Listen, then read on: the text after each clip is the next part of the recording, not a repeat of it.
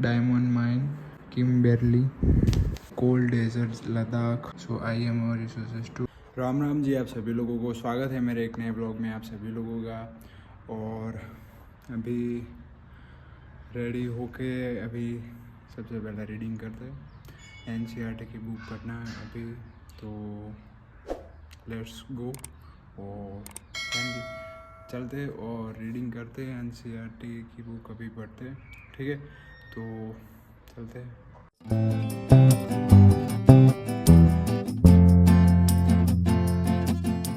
Two hours later. अभी मैंने reading की NCERT की बुक जो कि क्लास 7 की, और फिर बाद में मैंने बुक चेंज की जो कि क्लास 7 की बुक पढ़ ली थी। तो क्लास 8 की बुक मैंने स्टार्ट की जियोग्राफी सब्जेक्ट में। तो अभी मैं आप लोगों को दिखाता हूँ कि मैंने आज क्या क्या पढ़ा, क्या रीड किया, ठीक है? तो चलिए देखते। तो ये आप लोग देख सकते हो, जो भी लोगों ने लास्ट ब्लॉग देखा होगा तो उनको पता होगा। लास्ट में मैंने यहाँ तक रीड किया था। और फिर life in the Ganga Brahmaputra basin, ये आप लोग देख सकते हो पिक्चर। ये है इंडिया का मैप, गंगा ब्रह्मपुत्र बेसिन, जो कि आप लोग देख सकते हो।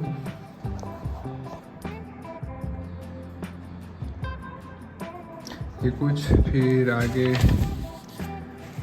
ये सारा कुछ पढ़ा, जो कि paddy cultivation, tea garden in Assam, activity, glossary, let's do and all about.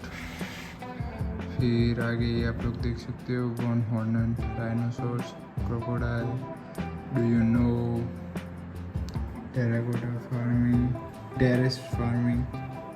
Terrace farming are built on steep slopes to create flat surface on which crops are grown. The slope is removed so that water does not run off rapidly. फिर lake, a source of livelihood, a case study, a clean lake जो कि आप लोग देख सकते हो। फिर do you know and आगे a polluted lake। फिर आता है Varanasi along the river Ganga, उसके बारे में पढ़ा। Tiger in Manas wild life sanctuary. आगे एक्सरसाइज आती है चैप्टर की लास्ट में, जो कि फिर chapter 9 life in the temperate grasslands. और हाँ, तो मैंने आप लोगों को आगे का, जो भी लोगों ने ब्लॉग मेरा देखा होगा तो उनको पता होगा, मैंने चैप्टर 8 तक ही आपको बताया था। तो चैप्टर 9 और उसके पॉइंट तो आप लोग को वही दिखाता हूँ। तो life in the temperate grassland chapter 9 का नाम है। उसमें the prairies, climate, flora and fauna, people, the velds, climate. फिर chapter 10 life in the desert, the hot desert Sahara, climate, flora and fauna, people, the cold desert Ladakh. और अभी आगे देखते हैं chapter 9 life in the temperate grassland. तो उसमें सबसे पहले the prairies word origin. The word prairies originated from Latin word प्रायरिटा प्रीडेटा which means meadow. The prairies। फिर आगे डू यू नो ग्रासलैंड के बारे में। The grassland of prairies were the home of Native Americans, often called Red Indians.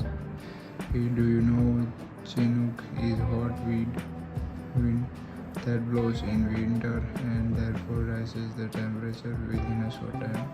फिर आप लोग ये देख सकते हो, ये map, the prairies in north America. और यहाँ पे क्लाइमेट के बारे में, फिर flora and fauna, a cowboy with his horse. फिर आगे ये बिसन, पीपल और ये सारा कुछ, ग्लोसरी, डू यू नो। यहाँ पे the velds, do you know the velds name was given by the Dutch settlers before South Africa was colonised by the British.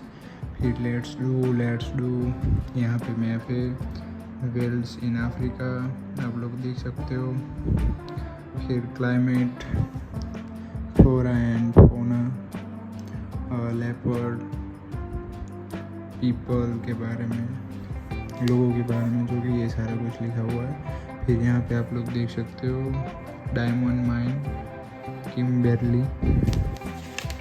फिर आगे एक्सरसाइज आती है चैप्टर 9 की एक्सरसाइज जो कि, और आगे chapter 10 life in the desert. यहाँ पे द ऑट डेजर्ट, सहारा के बारे में यहाँ पे लिखा हुआ है, द सहारा डेजर्ट, ग्लोसरी। फिर यहाँ पे ये मैप दिया गया है, आप लोग देख सकते हो, Sahara in Africa. Do you know, you will be surprise to know that present day Sahara owns usual to be a lush green plain, ये सारा कुछ। तो फिर क्लाइमेट आता है, फ्लोरा एंड फौना आता है। यहाँ पे oasis in the Sahara desert. Do you know, scientists have actually found skeletons of fish in the desert. What could have happened? People, फिर यहाँ पे do you know, depression are formed when the wind blows away the sands, ये सारा कुछ जो कि मैंने अभी पढ़ा। फिर आगे द कोल्ड डेजर्ट, लद्दाख के बारे में। Do you no Dras, one of the coldest inhabited place on earth is located in Ladakh, ये सारा कुछ मैंने पढ़ा अभी। फिर ये मैप है लद्दाख का, आप लोग देख सकते हो। फिर flora and fauna. Do you know Ladakh is also known as Khapa Chan, which means snow land. Do you know people, do you know the finest cricket bats are made from the wood of the willow trees. यहाँ पे टिक्सी Monster आ चुका है, आप लोग देख सकते हो, उसकी पिक्चर है, आप लोग देख सकते हो। फिर आगे डू यू नो मनाली ले highway crosses 4 passes रोहतकला, बारालाचाला, लुंगलाचाला and तंगलांगला. The highway opens only between July and September when snow is cleared from the road. ये पिक्चर आप लोग देख सकते हो। Ladakhi woman in traditional dress. फिर एक्सरसाइज आती है, और यहाँ पे मैंने ये बुक पढ़ ली है, जो कि ये बुक है क्लास 7 की जियोग्राफी की बुक। फिर मैंने आगे पढ़ा क्लास 8 की social science resources and development की बुक। यहाँ से स्टार्ट करते हैं contents. Chapter 1 resources, chapter 2 land, soil, water, natural vegetation and wildlife resources. Chapter 3 का नाम है minerals and power resources. Chapter 4 का नाम है एग्रीकल्चर। चैप्टर 5 का इंडस्ट्री। चैप्टर 6 का ह्यूमन रिसोर्सेज।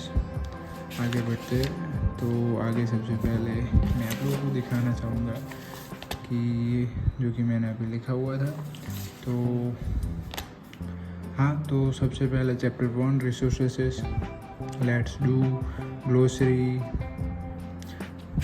फिर ग्लोसरी एक्टिविटी, यहाँ पर लिखा हुआ है टाइप्स ऑफ रिसोर्सेस। यहाँ पे आप लोग देख सकते हो a very valuable 1, so I am और रिसोर्सेज 2, यहाँ पे आप लोग देख सकते हो। फिर एक्टिविटी आती है जो कि आप लोग पॉज करके पढ़ सकते हो। फिर नेचुरल रिसोर्सेस आता है, उसमें ये सारा कुछ पढ़ा मैंने।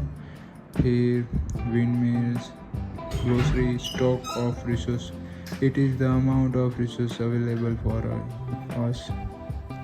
लेट्स डू, यहाँ पे ह्यूमन मेड रिसोर्सेज के बारे में बात हुई है। फिर human resources, do you no, refers to the numbers, quantity and ability, mental and physical of the people. Thus there are differing views regarding treatment of humans as a resources. One cannot deny the fact that it is the skill of human that helps in transferring the physical, material into valuable resource, let's do. फिर ये आप लोग देख सकते हो, read and ponder, humans are interdependent on each other. फिर conserving resources glossary, आगे some principles of suitable development. फिर एक्सरसाइज आ जाती है। फिर आगे chapter 2 land, soil, water, natural vegetation and wildlife resources, let's do. Land के बारे में बात हुई यहाँ पे।